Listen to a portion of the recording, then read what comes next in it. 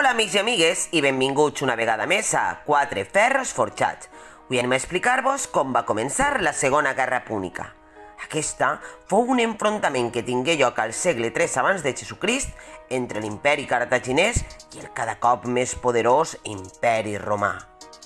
Per ficar-nos en context, la Primera Guerra Púnica va tindre lloc a Sicília i li la guanyà Roma a uns cartaginesos que, llavors, ja estaven capitanejats per Amílcar Barca. Després d'aquella primera guerra, totes dues potències signaren una mena de pacte on ficaren una frontera entre els dos imperis a Hispània, concretament al cap de riu Ebre, deixant una ciutat amiga de Roma, Arce, a la banda de Cartago. Ja de menut, Aníbal, fill d'Amílcar, va créixer envoltat d'un odi general cap a Roma i es conta la llegenda que, sent un xiquet, va jurar odi i vengança a Roma.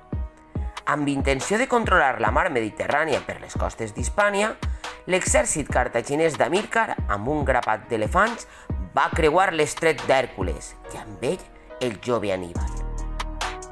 Després d'uns anys a Hispània, el general Amílcar va morir en una batalla contra els ibers. La capitania passà al seu gendre, Asdrúbal, qui intentava assolir objectius emprant la paraula, no les passa.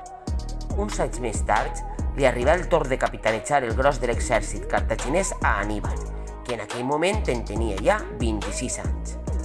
Arce, la ciutat amiga de Roma, veia que els cartaginesos estaven sotmetent les terres per on passaven, així que, en assabentar-se que els forasters tenien contacte amb els turboletes, que eren els seus enemics naturals, decidien demanar ajuda a Roma mitjançant una ambaixada.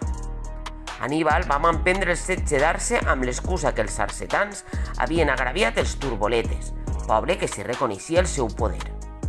Els romans enviaren una ambaixada a Arce per recordar als cartaginesos el pacte de l'Ebre, però Aníbal no la tengué. Així que aquesta ambaixada hagué d'anar fins Cartago per fer valer el poder que el Consell cartaginès tenia sobre els seus generals. Un important membre del Consell, Hanón, intentà adreçar el Parlament cap a la pau.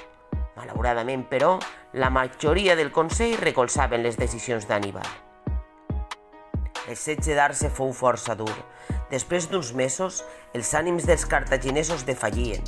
Aníbal va aprofitar la pendent suau de l'oest per atacar per les vesprades, fent servir la posta de sol per cegar els arcetans mentre es defensaven. Els cartaginesos pogueren obrir una esquerda als grossos murs d'Arce, però on finalment pogueren entrar.